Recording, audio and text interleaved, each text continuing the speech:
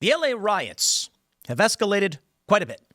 The question is, do they continue into the weekend or do they kind of just fizzle out? Well, based on the No Kings protest that we're expected to see, sponsored in part by Christy Walton, there's a lot of concern that this is growing into something greater than just another riot. In fact, some are saying it could be Summer of Love 2.0. Well, we've been wondering when that would be.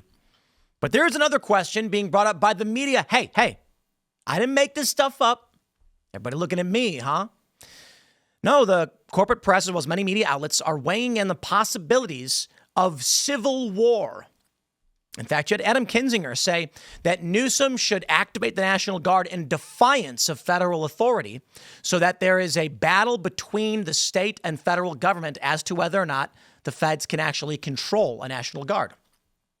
In other words, calling on the state militia, as he described it, to defy federal authority. That's where things get interesting, I suppose. We've got an article from the Mirror saying that civil war is here. MSN.com. Civil war has never been closer. Now, to be fair, maybe it's just clickbait. They're writing it because now's the time to write it. But I do believe that we are seeing escalation once again.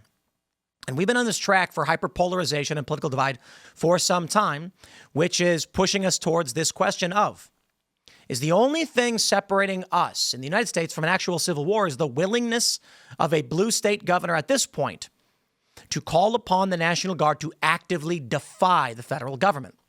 Should something like that happen, we must then entertain the next question.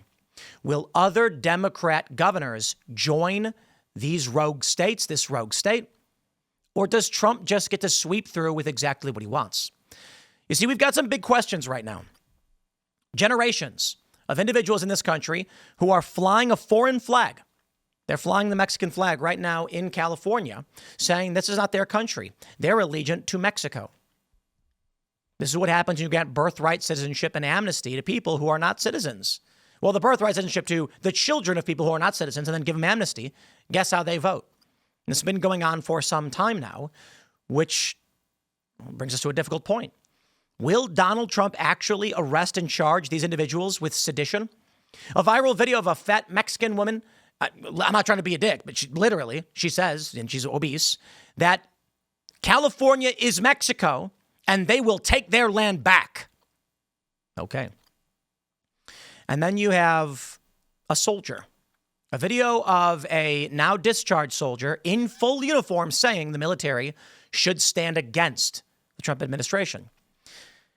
Well, these are questions we often ask when we are entering periods of civil strife and civil war. I mean, we ask, where are the signs? What are they going to be? Now, because of normalcy bias and optimism bias, some people might see an individual in their military uniform now being discharged, calling for the military to defy Trump. And they'll say, it means nothing. It means nothing. Yeah, maybe.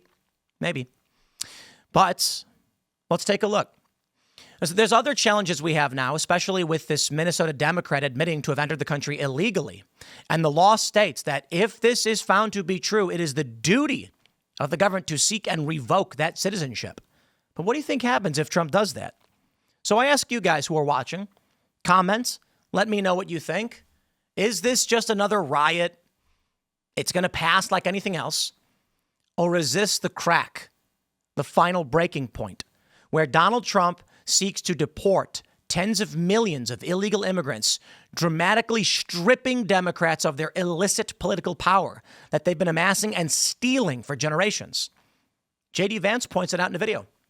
The estimates are that Democrats have, or I should say this, Republicans would have a 27-seat majority if they did not tolerate illegal immigration.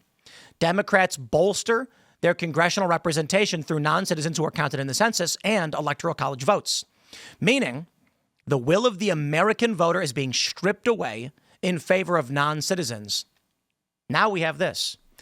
148 Democrats voted to allow non-citizens to vote in federal elections. D.C. jurisdiction. Now, I should clarify, it was a vote to ban them from being able to, and the Democrats said, no, we're not going to ban that. What happens? What happens in this country? What do you do? The question really comes down to this. If non-citizens are actually voting in our elections, and the right says we don't care, okay, then you lose your country. The left can say Donald Trump is going to mass deport the illegal immigrants and strip us of our power in the Democratic Party. Okay, Donald Trump wins, and well, there you go. Or there could be a fight between the two.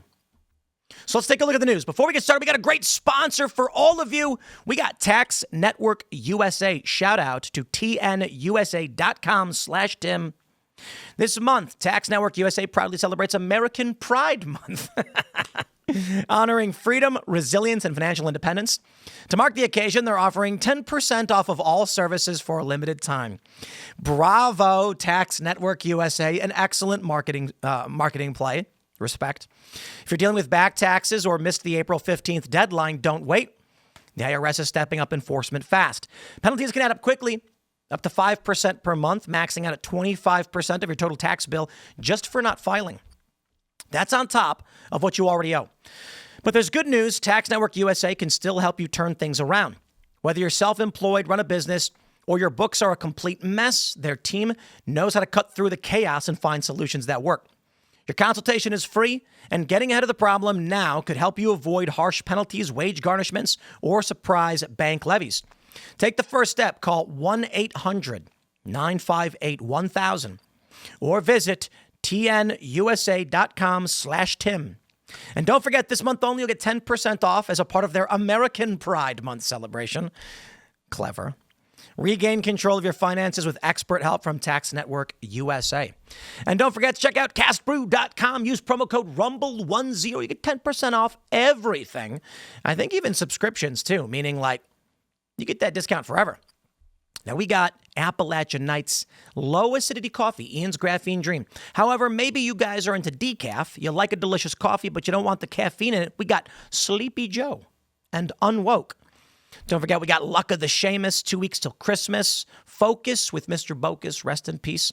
And we do sell a coffee pods for your machine, whatever that machine may be. So again, smash that like button. Share the show with literally everyone you know. Maybe there's a lost cousin you haven't seen in a long time. You call them and say, cousin, cuz. You watching Timcast? It's live right now. Rumble.com/Timcast. I think that's where we're at. Anyway, share the show if you do like what we're doing. Let's read the news here from Newsweek. Donald Trump weighs in on Civil War concerns. Really? On Monday, President Trump was asked about Democratic California Governor Gavin Newsom's remarks that his Republican administration wants a civil war on the streets amid ongoing protests against raids by L.A. Immigration and Customs Enforcement. The president was asked by a reporter, what do you make of the fact that Newsom says you want a civil war? Trump responded, no, it's the opposite. I don't want a civil war. Civil war would happen if you left it to people like him. Maybe we're all crazy, right? Tim Pool's just a crazy guy. He's talking about civil war. It's never going to happen. I love this talking point, however. At the first Battle of Bull Run, I believe that was like the second battle of the American Civil War, people were picnicking because they said there's no civil war, and they watched as the soldiers marched. Despite the fact, historically, we say the first battle was Sumter. The Civil War had already started. These people didn't believe it. Well, here's our friend Stephen Colbert. What say you, Stephen? This is day four of Donald Trump's war on anyone who didn't vote for him. We taped this at about 6 o'clock, so I don't know if we're in a full-blown civil war yet, but if, just in case our country has split into two opposing forces, I call shirts. Okay? Let's just play that beginning one more time. This is day four of Donald Trump's war on anyone who didn't vote for him. It's day 4 of riots in Los Angeles that Trump did not start, that rioters in Los Angeles started. But sure, he says, if we have split in two, I call shirts. Every joke has its truth. I'll just say this. He's not joking. He's joking about which side he'd be on in a civil war. The joke is not that civil war can't happen. That's actually the implied truth of the joke. Okay, but maybe I'm full of it, right? Maybe I'm just looking too hard. Okay. Sam Tripoli. What's up, Sam? He posted this. This is from 2 years ago. 2 years ago, Sam was on Rogan. Look at that smiling face right there. Who's that? Brian Kalen? Am I getting his name wrong? Anyway, here you go. You had a conspiracy for us at dinner, but Joe made you wait. What was it? Oh, yeah. You had a conspiracy for us at dinner, but Joe made you wait. What is it? Yeah, that's right. What was it? Which one was it? What's going to happen? Oh, yeah, he goes, you want to know what's going to up? happen? Yeah. With what? With in this country. Okay, I said that. You want to hear now? Yeah. Tap me in. We're in the Bolshevik war right now, bro. This gay pride stuff is going away. And the next thing you're going to see are immigration riots. So we start with that breaking news, calamity and chaos in the city after a second day of ICE raids on undocumented immigrants. The raids led to more violent clashes between federal agents and protesters, with President Donald Trump now deploying the National Guard, he says, to restore order. And I'm telling you, they're moving, and this is what's going to be right around 2024 election. Immigration riots, people going nuts, and study the Bolshevik War. It is happening in real time. 100%. But I just wanted to get that out to everybody because I'm trying to warn people. This is what's next. Interesting, huh? Now, he did get something wrong. He said it'll be right around the 2024 election. Technically, we are still right around there. We're just, 7 or 8 months after it, right? Well, here's the thing. What he got wrong was that they're not going to have these riots and revolutionary tactics before they have a chance to formally seize government. If they could just win the election, they would. Only after losing do we see that dramatic escalation. Now, this is where I think it's important to consider just how serious this conflict is. Wall Street apes with the Post. Take a listen to J.D. Vance. This is an important point. Again, I didn't realize this until a few weeks ago. California has 5 more congressional representatives. This is an important point. Again, I didn't realize this until a few weeks ago. I don't know why it restarted. California has 5 more congressional representatives than it should. Do you know why? They count illegal aliens for purposes of assigning apportionment in Congress. This is an important point. Again, Now take a look at this image. This is without illegal aliens, Republicans would have a 27-seat advantage in the House. The distribution of illegals in Democrat-controlled cities give the Democratic Party at least 10 additional seats in the House of Representatives. If the illegals were removed from the country or removed from the census calculations, the apportionment for apportionment, the Republicans would have a 27-seat advantage.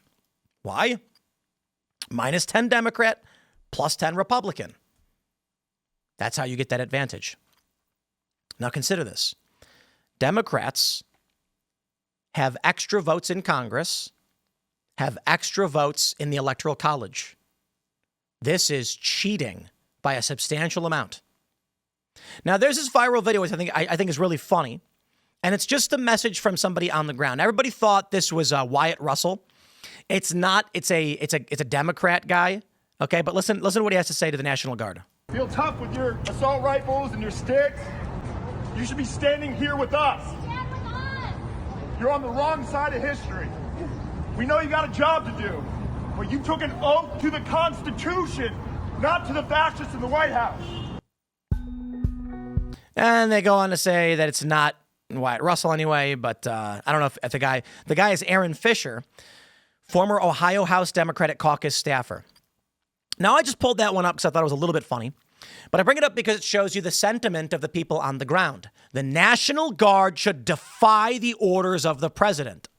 Who's this guy? He's just some random guy in a protest. Who cares? Well, he was a Democratic staffer. My point is, the direction this country is going based on the youth and the political factions is toward calling for active defiance of the chain of command. Adam Kinzinger, he's a Democrat, let's be real. He says, I'm not sure why Gavin Newsom doesn't activate the rest of his army guard to prevent the president from it or force him to overrule it. Then fight on the Second Amendment, guaranteeing a state a right to a militia. How can a state have a militia if the president can simply federalize it against the direct wishes of the governor? Okay. Yeah, he's basically saying that Newsom should activate his guard so it defies Trump's federal authority. Right, which is basically what everybody said to me. I just got to tell you, okay, we're not there yet. But I've been talking about these stories. They've been popping up. Look at this one. The Mirror. Los Angeles is just the start of a big, beautiful civil war coming to America. Here's MSN. Guns, rage, and division. America's close to a second civil war. What else do we have? Milwaukee Independent. MAGA's vision of a second civil war dangerously misreads. Blah, blah, blah. Mother Jones. Will Trump force America to break up? Heavens me. ABC. More troops in L.A. than Iraq and Syria. Oh, me, oh, my, oh. These articles pop up periodically, and maybe they're just clickbait. I don't think it's fair to say that we are in civil strife. The civil rights movement was civil strife. It did not become a civil war. Who knows? Maybe these things calm down. It's possible. It's possible Trump just wins.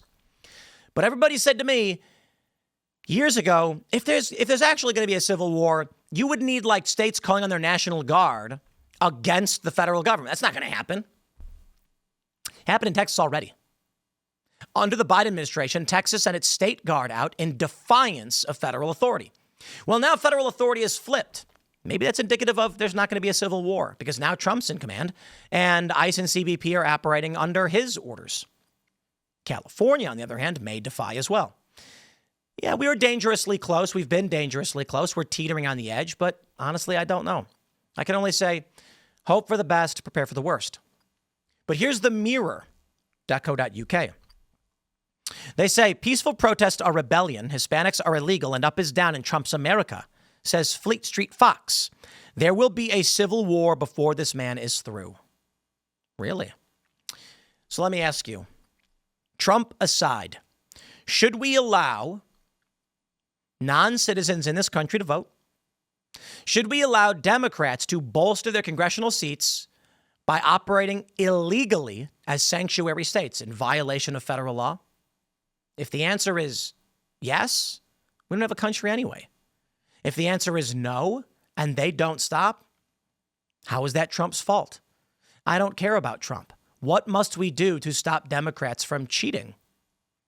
Indeed. He writes, or I'm assuming it's he, it was a hot, wet day in June as the tear gas rained upon the land of the free.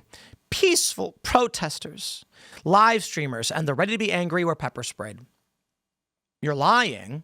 We've all seen the videos and the footage of the riots that started.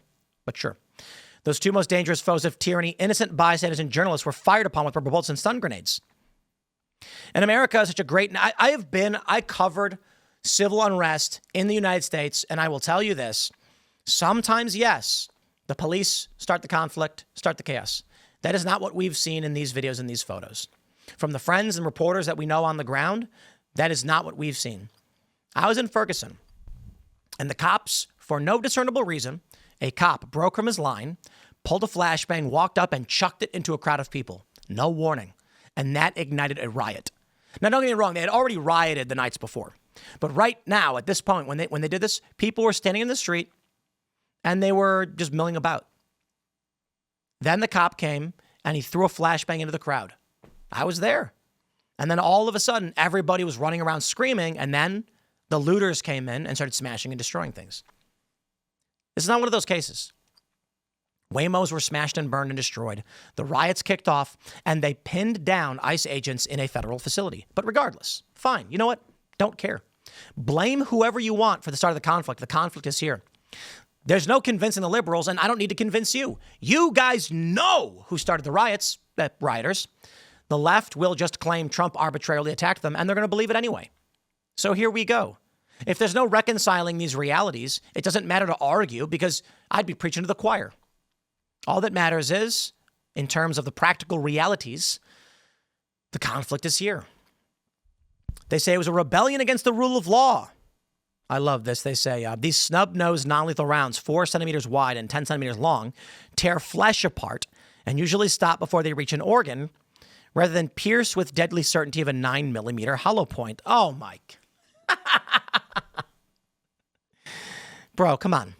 First of all, expanding foam rounds are not going to reach your organs because they're foam rounds. It's foam. It leaves a bruise, not even a bad one. I mean, like medium, I guess.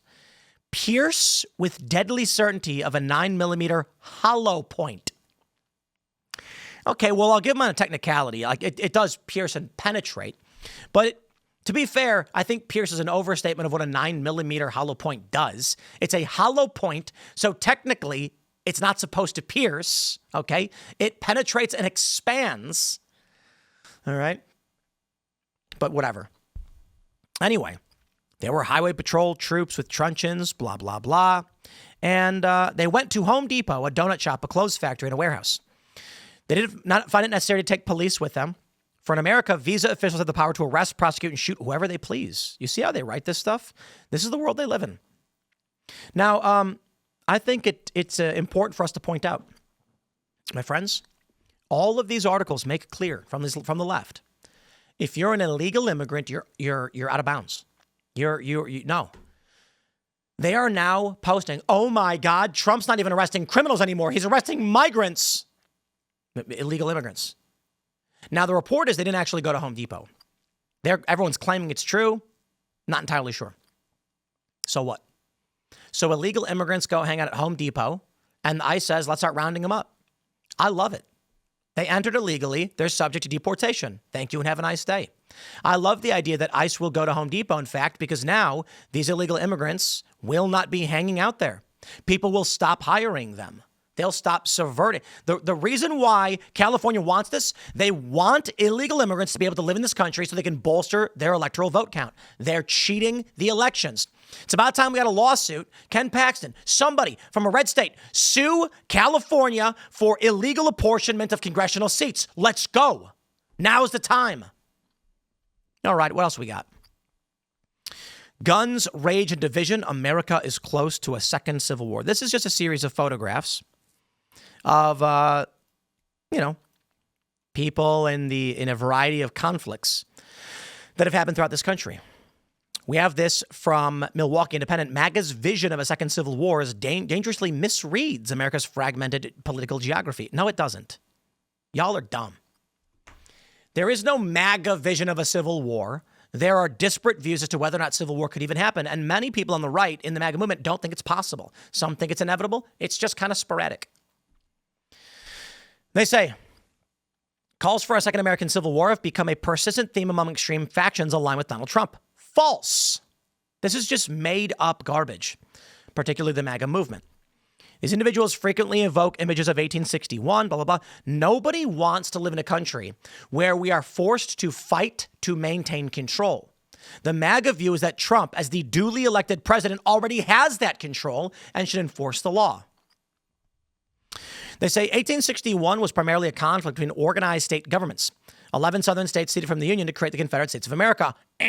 Wrong. Only technically correct. It was 7. And it was only after the first battle, and then the first battle at Manassas, where several other states, 4, decided to cede from the Union after the fact. So, technically, now I say this because when they make these claims that 11 states seceded, Maryland was a slave state, too, that had sympathies with the South. But it was occupied. Its state legislature was arrested. There's a lot more to this story than just saying 11 seceded. No, 7 did. And then after Lincoln mobilized troops to invade the South, 4 more did as well. Not that the South was good. They wanted to put in their constitution slavery was okay. Battle lines were clearly drawn along state boundaries. False. Delaware was also a slave state. Texas, I can't remember who it was, but I believe Texas's reason for joining the Confederacy was simple geography. They said, we're isolated on all sides. The Confederacy surrounds us. It makes no sense for us to be a part of a union we have no contact with. These people clearly have no idea what they're talking about. They say, the basic conflict remained territorial. The Confederate and Union forces fought pitched battles, occupied territory, and maintained formal government structures throughout the war. And that is just America. It says nothing about every other civil war, or perhaps, as Sam Tripoli stated, the Bolshevik War. In contrast, the political and cultural divisions of 25 are not cleanly separated by state borders. Neither were Syria's. Every state, no matter how strongly Democrat or Republican, contains significant populations of both pro-Trump and anti-Trump citizens. So were the Confederate states. Man, people don't even bother to read or research. In Virginia, it was 2-1 in favor of the Union when 7 states seceded. And it was only after Manassas and Lincoln mobilized troops to go to the South and quell the rebellion did the vote tallies flip. In Virginia, and Virginia actually split in half, with West Virginia seceding from Virginia because of the conflict. So when they say, actually, there's a mix of pro and anti-Trump in each state, you never read a book, did you? My favorite is when people say, I go outside and I see no conflict. This is the lie they pushed during the Summer of Love riots. Some guy was on the Upper West Side of New York in Manhattan, and he's walking around being, I can't remember who it was. Was it, I don't want to say the wrong name, but some guy's like, oh no, look, over there, people eating ice cream. Oh no, people at a bookstore. Yeah. Because these people are propagandized by film. They think when war breaks out, neighbor fights neighbor. I assure you in Atlanta, people weren't punching their neighbor in the street. The people in Atlanta were largely unified against the people who were in New York. And they agreed. The conflicts were in the contested areas of the borders. Now, why did Southerners fight in the Civil War? Slavery. Slavery was the cause, principally, of the division which led to the Civil War. So it's simple enough to just say, I think it's stupid when people are like, it wasn't really slavery, it was states' right. Well, yeah, okay, come on, get out of here. The area of contention was that the Southern states felt that Lincoln was going to ban slavery everywhere. And so they said, we won't be a party to this because we don't want that to happen. But why did people fight? Because they were invaded. The North said, you can't leave. The Union sent in troops, and Southerners said no. Only around, I think, 3 to 5% of Southerners actually owned slaves. It was a small group of wealthy individuals. But I digress. These people don't actually know what they're talking about, nor do they read anything. Hey, Mother Jones says, will Trump force America to break up? He seems determined to try. Okay. Let me tell you this, my friends. Donald Trump isn't the one causing the country to break up. He is the one who is trying to preserve and sustain the Constitution and this country. I don't care if the left doesn't agree. I'm done arguing. You're not going to convince someone. I've debated these liberals, and we're going to keep debating, I'm sure. Hey, they arrested Trump's lawyers. Remember this? They arrested Trump's lawyers last year, the year before, and they go, his lawyers are criminals. Okay, that's it. We're done. Trump's lawyers were not criminals. They were just providing legal advice. The argument from this liberal lawyer we debated was if a lawyer commits a crime, they should go to jail. Sure. If a lawyer is Saul Goodman, who's smuggling drugs and hiding drug money, but Trump hiring a lawyer to file paperwork and send letters is legal representation. They don't care. I'm done trying to argue it. I love this one, by the way. There's more U.S. troops in L.A. and Iraq than Syria. Indeed, they said it. So what do we do? Here's a question for you. Democratic lawmaker says she came to the U.S. illegally. I'm going to show you this. According to 8 U.S.C. 1451, it is the duty of the U.S. attorneys to, upon affidavit showing good cause, therefore, to institute proceedings in any district court of the United States and the judicial district in which they were naturalized citizen may reside at the time of bringing the suit for the purpose of revoking and setting aside the order admitting such person to citizenship. Long story short, this law basically says in a rather mouthy way, if you obtain citizenship illicitly, it's hereby voided. If your parents received citizenship illicitly, yours as their child is also revoked. It doesn't matter how long. There's no time limit. So this Democratic lawmaker who says that her parents falsified documents to come to this country has now created probable cause by which the U.S. state needs to investigate. And should they find that this woman's story was true, her citizenship be revoked and she be removed from office. The question is, what do Democrats do when that happens? When Trump goes in with federal authorities to remove a sitting Democrat state rep? I mean, okay, maybe Democrats do nothing. And then Trump cleans everything up and America's restored. Maybe Democrats resist with violence. You know, I guess the question is, will they win or will we win? But it's fair to say at this point, there are two factions fighting for control of one government. Now, my friends, we're going to be joined by Rudyard Lynch to discuss his views on history, potential civil war, and where we're going. He's made some predictions. So smash the like button, share the show with everyone you know. That interview will be coming up at 4 p.m. for those that are not watching this live. You can check that out at rumble.com/TimPool or youtube.com/Timcast. Thanks for hanging out, and we'll see you all then.